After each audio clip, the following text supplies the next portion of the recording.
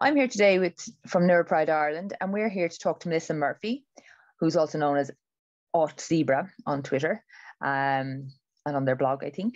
So they're here to talk to us today about books, autistic books, neurodivergent books, and a book that they are developing themselves. So thank you very much for being here, Melissa. No, you're welcome.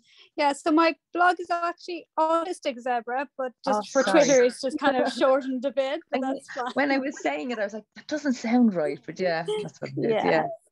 And so I'm really happy to be here. Excellent. Now, the thing I'm asking people is, what would you like people to know about you? Basically, I'm an autistic mother of autistic children, and I think that's kind of important because it seems to be like a halfway house. Either there's autistic adults and then there's parents of autistic children, and I happen to be both. And I think that's kind of like important to say, because I think we get kind of forgotten about sometimes. I think we're kind of like in between the two. Yeah, that's exactly it. Yeah. I think there seemed to be a perception that autistic people don't have children or something like that. I think so. And I think it's very common. For example, how I found out I was autistic is I was there sitting in my son's assessment, and every single question that they asked about him, I could have said the same about myself.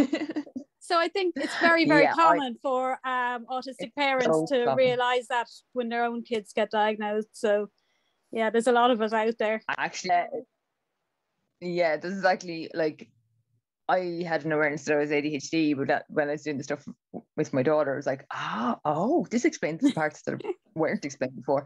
But my mother, it's so funny. My mother is like, because like, she was like, I just didn't know. I was like, how could you? Your entire family is neurodivergent. Exactly. My mom was like, oh, sure, the kids are fine. You're exactly like that at their age. And I was like that too. And that's completely normal.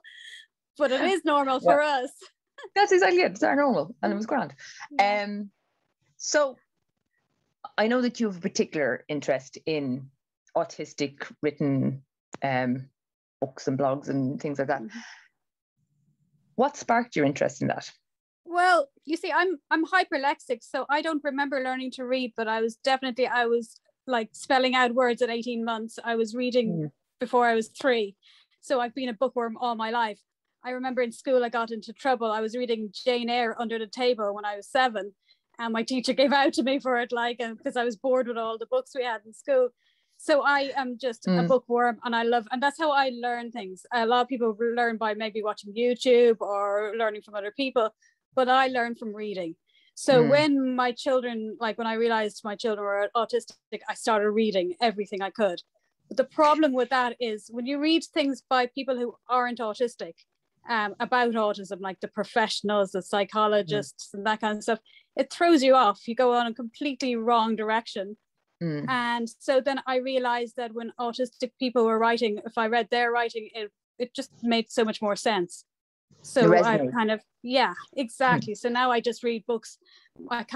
Unless I have 1 or 2 exceptions, but mostly I read books only about autism only by autistic people, or about ADHD only by ADHDers, or whatever. I think the lived experience is much more valuable to me than some psychiatrist or someone. It's very interesting because I'm hyperlexic as well, and I would have read very early, and I also tend to read only books about autism by autistic people, and the same with the other books. And I did get in trouble as well in school for reading. I was reading The Lord of the Rings at age 7 in school, and I got in trouble. So yeah, so it's just, we might just be the same person. I'm not sure. Have you noticed over the last few years a change in the types of books that are getting published, the types of autistic? I think so. There seems to be a whole load more books by autistic people, and coming across them much more easily. And they're also being written about, for example, in some newspapers. The Guardian had one a few weeks ago. There was, and I'm reading all of those books at the moment as well. For example, Drama Queen by Sarah Gibbs and stuff. Wonderful books, amazing books. And it's nice that there's more positivity out there, and that these books are getting the recognition they deserve, because a lot of earlier on, it was all books by neurotypical parents. And it was all like doom and gloom and, you know, woe is me, my child will, you know, is terrible and this and that. And I think that is definitely changing. I think there's a big market out there and a big hunger for books by autistic people. And I think even the parents are also reading this to get an idea of what their child might grow into. So that's wonderful. That is fantastic. This wasn't on your list of questions, so I'm going to go off to what book would you like you're talking about parents and newly diagnosed or newly identified child.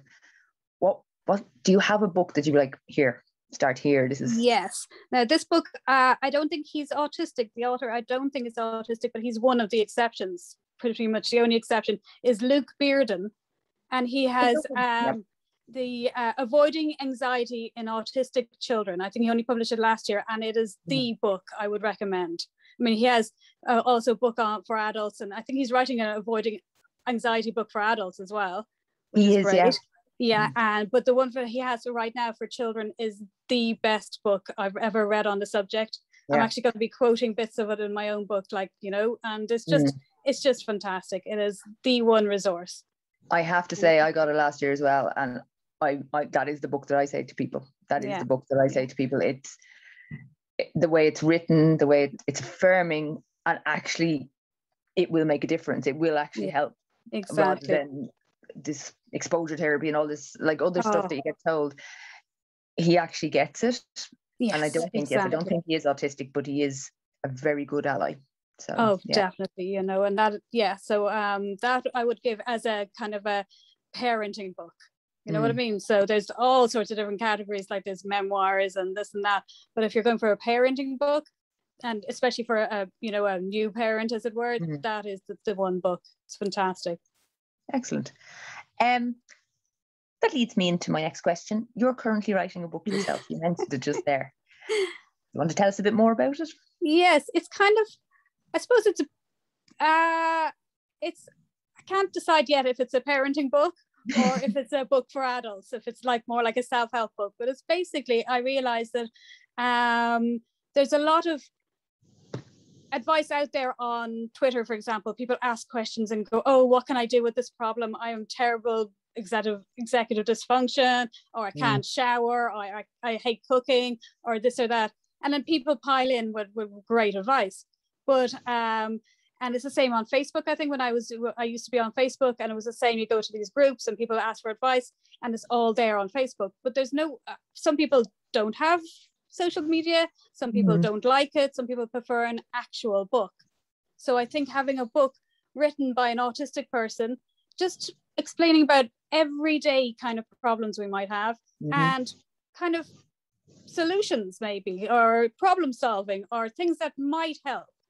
And it's all based on self-determination theory, which is this theory that there's 3 things all humans need, 3 psychological needs. So that's autonomy, competence, and relatedness. So autonomy is a lot of the book. It's basically the big bulk of it is letting people choose. For example, in food, letting your child choose what they want to eat, not forcing them to eat something. Or sleeping, letting people choose their sleeping times or their temperature, or, you know, just various life hacks that people have. The competence one is, how do autistic people learn? How do they get better at things? Because we do, I think, have a different maybe way of learning. And what looks like competence to us might not look like it to somebody else. You know? So, and then relatedness, again, with autistic people, it's a big thing, community, connection. So that's also a very big thing, like finding people, finding each other, and helping each other. And that is a huge human need. I don't think, like, people think, oh, autistic people like being on their own and are very antisocial and they're fine with that. And yes, some people are fine on their own, but most of us, I think, need human connection. I don't think we're exceptions. And, you know, and we find each other. Since I found other autistic people, it's changed my life. It really has. So it's a book, it's a kind of a combination of a lot of different kinds of books. It's not, I've still only written 1 chapter and I'm on the first draft and this and that I've written the introduction as well, but I kind of, and I'm going to be putting quotes from a lot of autistic people in. So I'm interviewing people, and I'm also doing Twitter polls and threads and stuff, and just picking people's brains. So it's like a collaborative thing, because I love that. I love, collaboration, you know, so it's like not Excellent. just, you know, I'm not just writing this book. I think everybody's writing my book. It's kind of a community all coming together. Exactly. Yeah.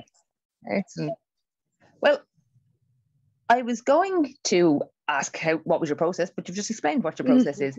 Do you think being neurodivergent has helped you with your book? Definitely. Or has it thrown up some challenges? No, well, I think the kind of ADHD side of it, the whole actually sitting down and writing it and all that is hard. Getting organized is hard, but I am being strict with myself. I'm putting strict times and this and that, although I am also wasting a lot of time too, but that's okay. And but I think I do think people say, oh, what's your special gift or talent? And people go, oh, I don't have one. But I think everyone does have some kind of a strength. All neurodivergent people have a strength, whether they realize it or not, or whether they're being supported or not. And I think my strength is getting information from lots of different sources and then compiling them. You know, so when I was in college, I would write essays, but I wouldn't just stick to my one topic. I'd kind of draw in things from lots of different disciplines and lots of different topics and kind of compile them into one kind of thing. So that's what I'm doing with this book. I'm getting information from mainstream parenting books or mainstream psychology. I'm getting information from Twitter. I'm getting information from books about autism. I'm getting all the different kinds and scientific papers. And I think I'm also good at translating jargon. So, you know, scientific papers that are just full of all this academic language. And I think I'm good at being able to get the gist of those and translate them into something that anyone can understand. So that's what my book is for. It should be easy for everyone to understand. I don't want it full of psychology and jargon and just, you know, difficult words. And so accessible. Accessible, exactly. I wanted anyone to be open it and go look at, for example, the chapter on sleep and go, oh, I have problems with sleeping. Read it and go, oh, okay, I might try this. I might try that. Oh, that looks like a good idea. Oh, I know that one won't personally suit me. And, you know, just get some inspiration and hopefully help their lives a bit. Excellent. Obviously, the theme of what we're doing is NeuroPride, and that's basically the theme of it. So how important has self-acceptance and a sense of pride been to you? Oh, it's been everything. It really has been everything. It's been so important. And not just for myself, but for my children. I mean, they are really proud of who they are too. Once they found out who they were, they're suddenly like, and it's the same with myself. I'm suddenly not this oddball, weirdo, you know, difficult person. It's like, no, I am who I am. You know, I am autistic, and this is how I talk, and this is how I behave. And that's just the way it is. And it's just really, really good for my self-confidence and my pride. And I don't feel like I'm alone anymore. And I really feel happy, which is an odd thing to be, you know, first time I'm in my 40s and I'm suddenly like, wow, this is great. So, yeah. It is for, I suppose, I think you were late diagnosed, or you were like late identified. I was 36, I think, yeah. And I think that's a common experience for a lot of people who were late identified of, oh, wow, I felt like I was the only one for so long, and now all of a sudden there's other people. Exactly. And I'm like, oh, it's not just me. I'm not just a rude person, you know? Like, I think my husband said to me today, he said something and he goes, now don't give me your honest opinion. You're like, oh, okay. Like, so my honest opinion, or because so it's like, if you want my own, you know, that's what you're going to get. You ask me a question, you're going to get my honest opinion. And for once I realized, no, that's not a bad thing, and I'm not a bad person or a rude person for just, you know, giving my opinion. That's exactly it. I think I found, because I'm also a late identified person, I always knew, but you know what I mean, but I think for me, it's made self-compassion easier. I'm not as hard on myself as I was for very many years, of thinking that it was always my fault that something had happened, or my fault. Like that being able to give myself a break, I think, has been the biggest thing for me, to be able to be like, sometimes things are more difficult for you, and that's okay. I think especially with the ADHD and saying, I'm not lazy, I am messy, but there is a reason for me being messy, like, and then I realized that, yes, the state of my bedroom growing up, like, I know now that it was being told to just go and clean your room. Now I understand why I couldn't just do that. Now I understand why it wasn't easy, Yeah, why it was so overwhelming. It was just, I always thought I was just a bad kid who was just dirty and messy, and I was terrible. But now I realize, no, there's actual reasons that I can't, and now I can work through different steps and figure out how to do things in a way that works for me. So it's brilliant. Yeah, I suppose that knowledge as well means you're like, oh, well, this is what's going on. Here's what I can find. And like you said, drawing from community, but drawing from other people who've been where you are and are more than willing. I think that's the thing that is really amazing to me about the autistic and ADHD and other neurodivergent communities, is the willingness of other people to help you out. Yes, it's amazing. They're so generous with their time, and everyone is. Yeah, right. It is. So again, I think we might have talked about this, but as you mentioned, the books written a lot by professionals and a lot of parents of autism is often portrayed as a really negative thing, a deficit-based negative thing. What strengths do you find personally about in being autistic? Well, like I say, I'm honest. I give my opinion, I can cut through all the waffle and all that and really get to the heart of the matter. And I can join dots that other people don't join. I really like that. I can see patterns. And go, and almost not predict the future, but I can see where things are going. It's a bit like the COVID. I could see patterns, at the very start. And other people weren't seeing them. And I was like, no, it's all about this, that. And I can read the research and understand it. And again, like I say, kind of translate it. So I do think that's a good strength. Seeing patterns is a very good strength. Let me see what else. I can't really think of it. I'm sure I have loads of strengths, but I can't think of them right now. That's all right. That is all right. Do you think, again, this is probably asked and answered, do you think it's important to form neurodiverse or neurodivergent communities? Definitely, very, very important. I would say, again, advice for parents, it's the first thing you should do for your child is try and find them other neurodivergent children. They will be more accepting and more understanding of each other. That's what I found.